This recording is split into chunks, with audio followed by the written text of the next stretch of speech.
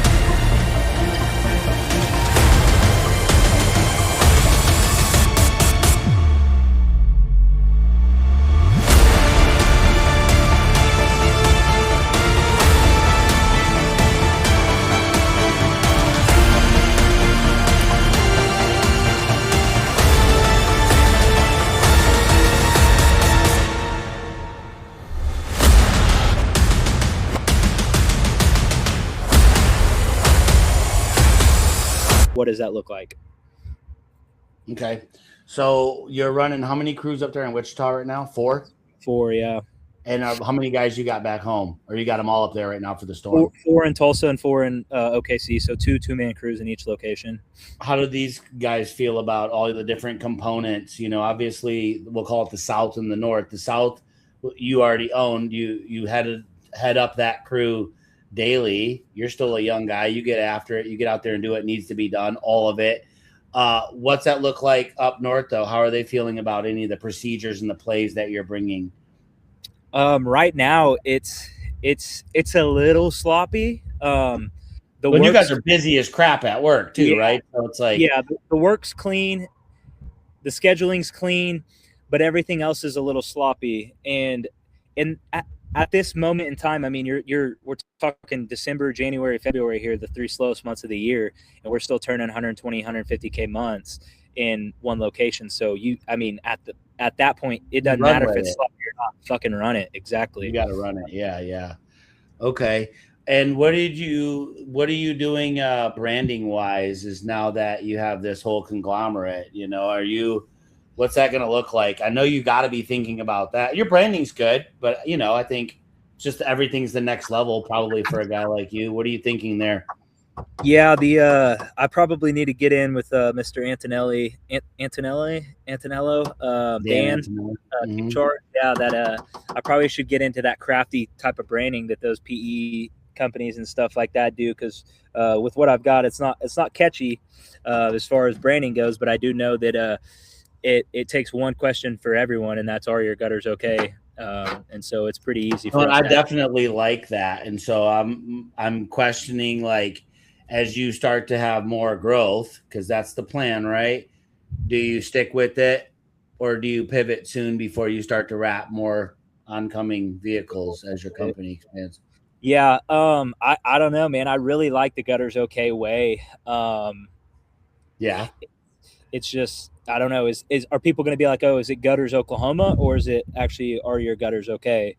And so I'm still I'm still questioning myself on that.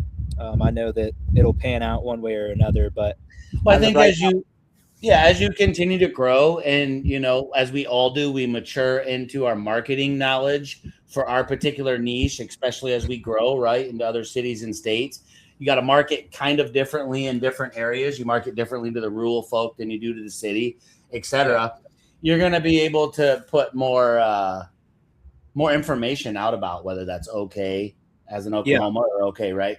Through some type of represented branding, probably on your vehicle. Yeah, and definitely didn't mean that there was any. I was curious what your pivot was. sure. What's the company up north right now? What was it?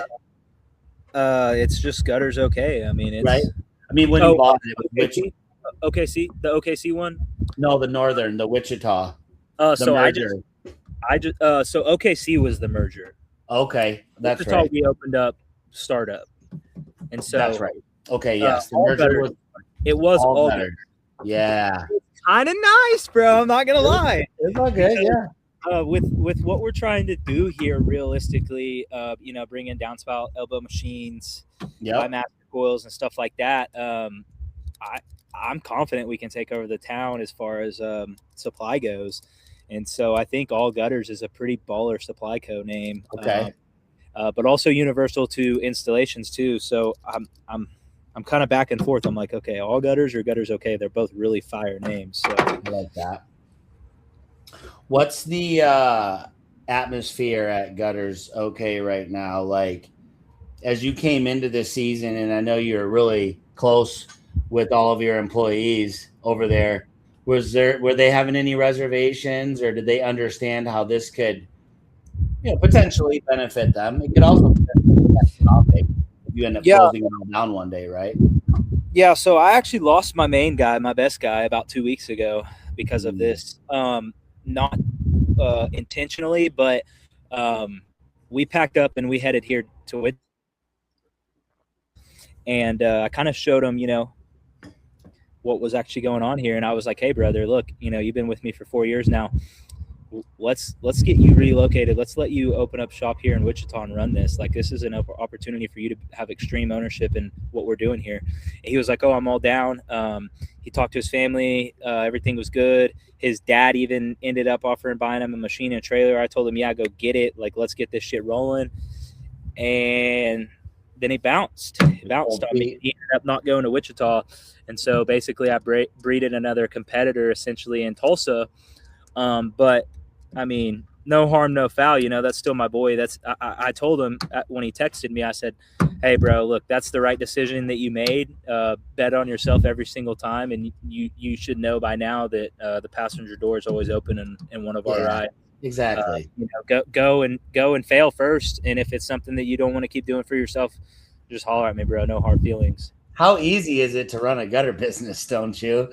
Hey. How well do you want to run it? What are you shooting for? Yeah, man. It definitely it can get wild, different levels to this shit. Okay, so gutters, you doing anything else other than gutters? I mean, do you dabble into that siding and soffit? It doesn't look like you do. I can't. There's too many gutters. Yeah, there's too many. That's how I feel. I'm fine with drainage and gutters, but I can't get into the fascia, siding, soffit, all that stuff personally. Okay, so you're looking at getting some downspout stuff. You're going to do that all out of Oklahoma? Yeah. You're going to turn that into a shop where the gym used to be?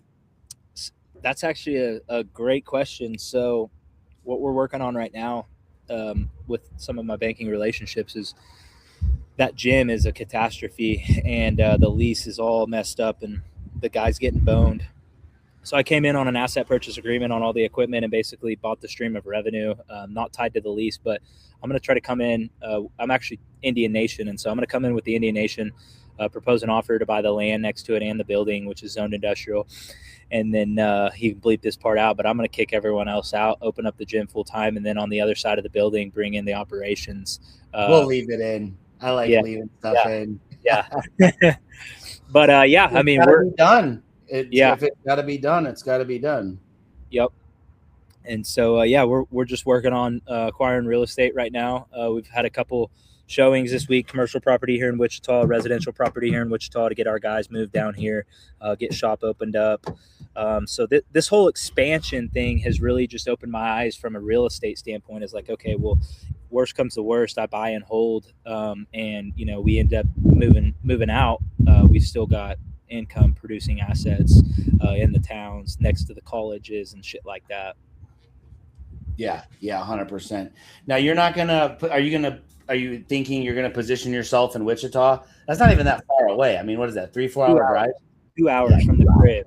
I've been skipping over here every single week, Monday through Wednesday when I'm with my son, and it's been a huge play. So eventually, once it's fairly automated, okay, cool, I won't have to come down as much. But I love it up here, man. I love this Kansas area.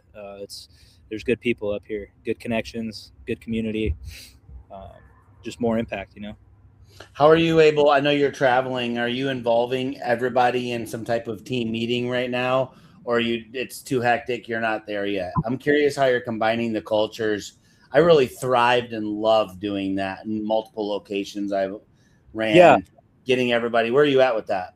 It's cool seeing how everyone interacts and how everyone does something so differently, but it's still same result. Like that's the most crazy shit that I've witnessed about this. Is just like the different ways that people can get shit done and work together. And so my biggest thing right now is just not, as I come in and make these changes, not make too many changes to where it throws off the culture that they've already got in place. Because they do have an operating system in place. And if you tamper with it too much, you'll lose people. And now all of a sudden your time is sacrificed and you got to step in and do what they were doing, which is what we don't want. We don't want that. No. And so that's kind of been the biggest thing, especially buying and opening in December has been a very tough cookie, but I think timing, I would rather do it now than in the busy season. Yes. And so I think that as busy season starts to approach, we'll be able to kind of tailor to what pain points that we have to kind of make those changes accordingly, to be able to, bring the team together. But right now, the biggest thing is getting everyone to still run their job description. But also implementing new roles to kind of transition them to more of an officer for multi-location, so that production can run production in all locations, sales can run sale, all that stuff. And the biggest thing is really just keeping track of the financial management. I am stealing money from one location for all locations, and that's just not right. But it's got to happen one way or another. I think short-term sacrifice will lead to a very fulfilling outcome of multiple streams of positive revenue. Yeah, I agree 100%. And typically, like in fashion, I would ask someone about, their top line revenue. And, that's what we all talk about, as well as you're in the bigger rooms where we don't talk about top line. We talk about bottom line, right? But for podcast sake and people that are following your journey, what's that gross goal production for the 2 locations combined? $5 million for the 3 locations, $5 million. But the 2 locations, for the 3 is $5 million. We're going to touch $5 million this year. I'm pretty confident in that. We should be able do like a $2 million, 2.5 probably at the one. Yep, exactly. 1.8 at one, 1.3 or something. Yep, exactly that. 1.8 at home, 1.3 in OKC, and 2 to 2.5 in Wichita. I think that'll clock it.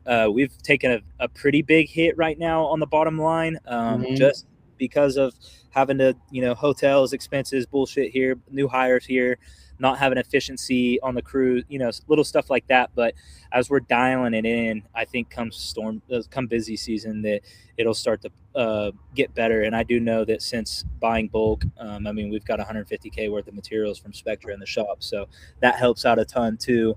That's been my play for decades. Well, I know it, and it's been the hardest transition to go from buying one-off from Supply Co. to acquiring these businesses and implementing bulk system inventory, keeping track of all that, figuring out what's going to what location, really back costing these jobs accordingly per location. It's been I took the whole cake and just went, nah. Yeah. So the job costing, what are you seeing a lot of difference in the locations, or do you have a lot of control in that right now because you're the bulk purchase? Yeah, so OKC's market is dog shit. If it would have been a different deal, I probably wouldn't have bought into it. Mm-hmm. Wichita is very great as far as contracting work goes. And then Tulsa is still really good just because we do kind of run that market. Yeah. Yeah, OKC's been the toughest one just because of how saturated the market is. And there's a couple individuals that do have that bigger leverage to be able to kind of control that linear foot price. Yeah, absolutely. Yeah. Not that I I agree hate with it. that market. I mean, it's not Dallas Yeah, Fort Worth, but it's it's about Oklahoma has always been my number two. If I'm gonna step on the pedestal and say, okay, DFW Metroplex, man, that's some garbage. And then it's Oklahoma right behind that. 100%. Um, But it's also, I mean, it's but borderline. people are doing well. People are doing well, and you Yeah. got to be established. Being established is really important, right? Becoming a household name in those areas. You'll do fine, I think, with that. Yeah. Okay, I got a couple of quick more questions for you. I know it's probably you, but I'm curious. What's your play? You know very well about the difference between working in and on your business. And at your age, I think it's fine to still be working in and on because best of both worlds. But what are you gonna do before you get too big to get all of your guys training in control? Are you seeing like a summer couple days, everybody's at your place? You guys are gonna carry ladders the same way, the 40 footers, you're gonna stack your trailers the same way. Yeah. We're gonna wrap our straps long over short. Like, what do you see? Yeah, right now that's going to be a big, if we're preparing for that right now, that's going to be a real big issue once it comes. But we are working on. We just had a meeting this morning, just about building out the processes as far as what scale looks like for us. 5 crews, 7 crews in Wichita, 2, 3, 4 crews in Tulsa, 2 or 3 crews in OKC.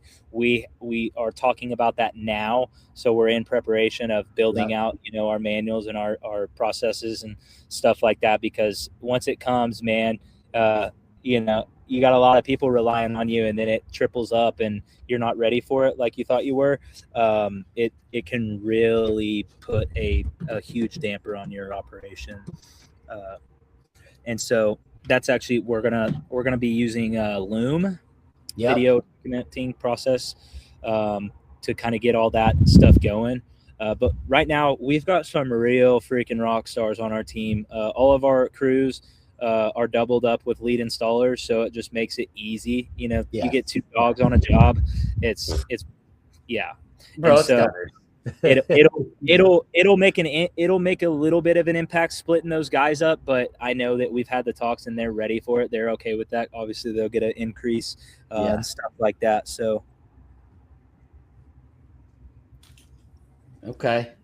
Let's jump over to the gym real quick. So we'll come back to the gym. What's tell people like what is your agenda right now with your health? Oh man, it's kind of been put on the back burner. Holy shit. I'm sure, but that's okay. But you haven't stopped. Yeah. You might have stopped posting it, but you didn't stop. Yeah, it's always a work in progress. It's slowing down. The progress hasn't been as fast as I would like, but it's still been maintained. The biggest thing I would say is just prioritizing the consumption. I mean, rather what you see, what you eat, what you drink, what you hear, anything that goes in, you gotta just watch that. So that's the biggest thing. But the blessing that we were provided, man, it was kind of incredible, because obviously, you knew that we had that home gym here at the house, which is more than a home gym. It's a mini commercial gym. And we started a program called the Alliance Factor. And the Alliance Factor was basically what it was is a personal development program, mental toughness, meals, mindset, movement, mission, and masterpiece, reverse engineered into a day-to-day process, identifying what your life wants to, what the outcome you want to look like, building it out into weekly mission, day-to-day activities to really thread the needle, and then basing it around meals, mindset, and movement. It really allows for spiritual growth, physical growth, mental growth, relationships, finances, whatever it is. And it really just starts out with knowing your labs, getting your blood work done, and then getting your gut health checked, and then basing everything around your tests. Plan the work the plan type deal. And then I was making all my business posts about gutters on Facebook, and this gym, the owner reached out. He owned the gym and the MMA side, and he was struggling. It was gone. It was goner. And he asked for a cash injection, and I said, let me see the inside. And he laid it all out, and I was like, dude, I can't do that. Like that, I would be stupid to do that. And I was like, but what I can do is I can do this, and with that, I want this, and that's basically what it ended up being. And so once we I guess stopped the bank from liquidating, and the lawyers from evicting and stuff like that, we dropped the finance bag on it, and took control of it.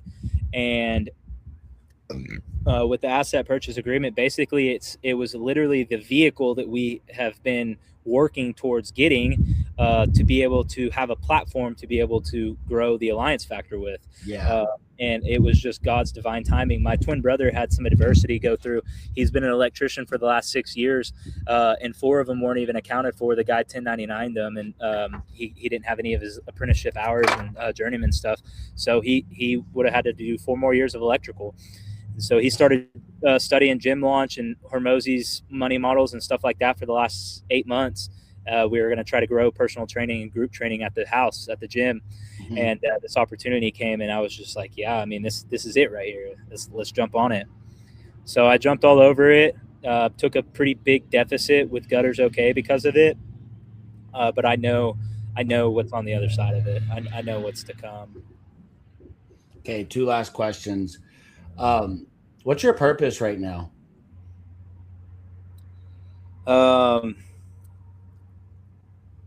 Yeah, man, I've got a lot of people relying on me.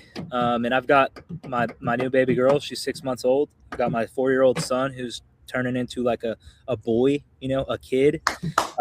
He's every step I take, he's right there with me. And I think that's been the hardest thing to accept for myself, is like, okay, am I the man that he would look at, and if he started acting like that, would people view him as a good kid, or would people view him as a product of who he was raised by? And so trying to watch my cussing, trying to watch my consumption of food, water, not smoking as much as I used to, definitely not sipping, and the workouts, man, just putting him through workouts and stuff like that.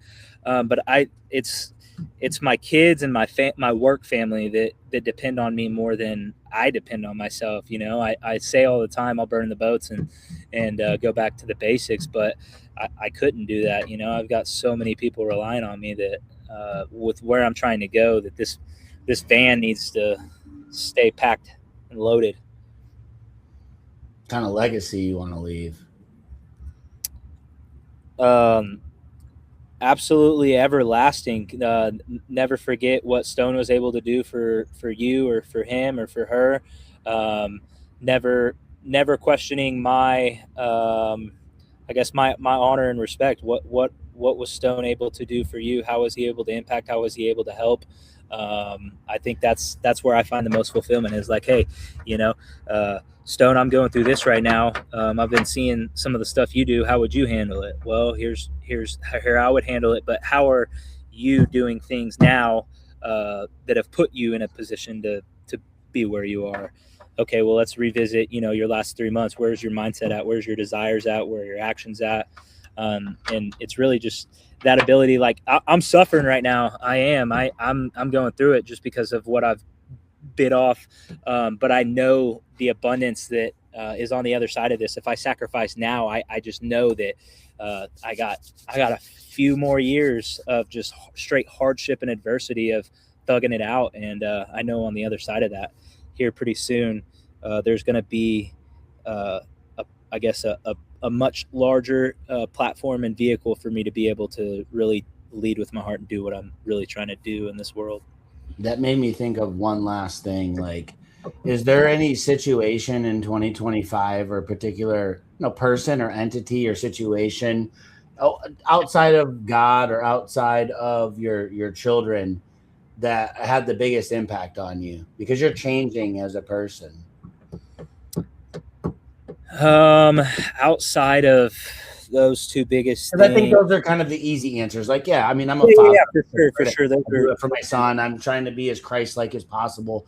But then there's actually like situations and people that have had huge impacts on me just in this past year that are helping me mature, grow, be a better businessman, a better, all of these things. Yeah. I hit that boy with the toughest questions, baby. Let's go. Yeah, off the top. These are the conversations that I want to be having with people, though, to be honest. Yeah. Man, I would say it would probably have to be it's right there with business and kids, but it would have to be with what my dad's going through with divorce and with everything. Here the biggest thing for me, it would be figuring out what demons I have to heal from that I picked up from my father that I didn't even know I was facing. That's it right there. Because everything that I tried to justify for myself was actually something that I just wasn't choosing to face based off of what I picked up from my parents. And although you can be biased and say, okay, your parents are perfect individuals. Yes, they are. You love them very much. But there are still things that you pick up from your parents that you have to face on your own once you realize, okay, here's the cards you were dealt. Are you going to be a product of your environment, of your circumstances, or are you going to pave that new road and really heal from that so that you're not? One of my good mentors, Cody Jefferson, he says, heal a wound so that you don't bleed on the person that cut you. Yes. And that's really stuck with me. It's like, I've realized that my father has already been bit by the dogs that are barking at me. And that's been probably the biggest impact as I'm transitioning from like, okay, I'm just a 21-year-old kid who has a 6-month-old son to now I'm 26 years old. I'm running multiple businesses and I have a 4-year-old son. I don't want him to face those same demons that I'm still facing that I picked up from my father. And so I think that's been the most humbling thing is like, okay, yeah, I'm not as good as what I think I am actually. I find that out every day. I find that out. It's deep down, and it takes some real spiritual warfare to really accept that okay, I do have something to work on. I'm not perfect. I don't have stuff going for me like I think I am. Obviously you got that surface of you, and you've got that underside of you that you don't want anyone to see, and really showing humility for that to be like, okay, however you guys view me, okay, cool, but what the stuff you don't see, here's where I really struggle, here's where I'm really lacking, and here's what I'm doing to try to overcome that, to be able to be a better person on the other side of that. Yeah, for sure. All right, too, how does our creator view us? That's the only person. And I think if we stay focused on that, the chips start to really fall into place because the truth doesn't lie. Man, I'm proud of you, Stone. And I think after this podcast, you're officially been on the podcast the most of anyone. I think this is number 4. So really stoked to have you back. That's a big deal for me, the podcast guy. So cool. I'm excited to see you. I think we're going to do something in about a month and a half. And I want to come up and have you driving me around and see all your spots. And I know we didn't do a live in Oklahoma and you'll be busy, but I know we'll see you at one of them. I commented on that. I said, I don't see Tulsa on there. What the fuck? Oh, that's all right. Maybe there's a pit stop. We didn't want to blow up your spot, dude. Yeah. At least wait until I get to a commercial property. I'm still in my backyard tugging this shit. So, well, I want to make sure when you do your first shop tours with me. For sure. All right, brother. Be well. Thank you so much. Appreciate you, man. Ladies and gentlemen, Stone Shew.